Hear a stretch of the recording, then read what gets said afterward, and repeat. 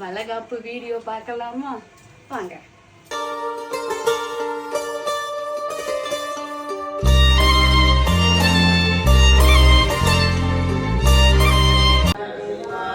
நம்ம வீட்டில் எந்த ஒரு ஃபங்க்ஷனாக இருந்தாலுமே ஐயாட்ட போய் பிளெஸ்ஸிங் வாங்கிட்டு தான் ஸ்டார்ட் பண்ணுவோம். அதை இன்னும் வரை ஃபாலோ பண்ணிட்டு இருக்கோம். ஃபங்க்ஷனுக்காக பூ கட்டிட்டு இருந்தோம். அப்படியே ஃபேமிலியாக உட்காந்து என்ன கலாச்சிட்டு இருந்தாங்க.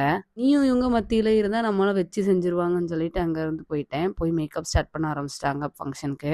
மேக்கப் ஒரு சைட் பை சைடாக நடந்துட்டு இருந்துச்சு. அந்த அக்கா சூப்பராக பண்ணி விட்டாங்க. அது மாதிரி ஃபங்க்ஷனுக்கான அரேஞ்ச்மெண்ட்டும் ஒரு சைடாக போயிட்டு இருந்துச்சு.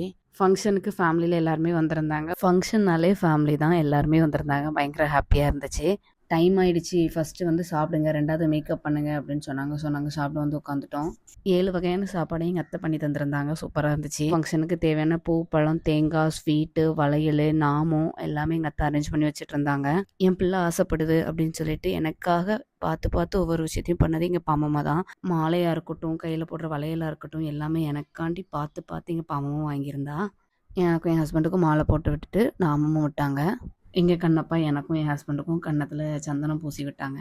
மடி நிறச்சி விடுறதுக்காக காவி டவலை என் மடியில் விரிச்சு விட்டுருந்தாங்க. எங்கள் பாமம்மா வேப்ப வளையல் போட்டு விட்டுட்டு அதுக்கப்புறம் சோல் வளையல் போட்டு ஆரம்பிச்சு வச்சாங்க. இந்த ஃபங்க்ஷனோட கண்டினியூஸ் வீடியோவை நெக்ஸ்ட் பார்ட்டில் பார்க்கலாம்.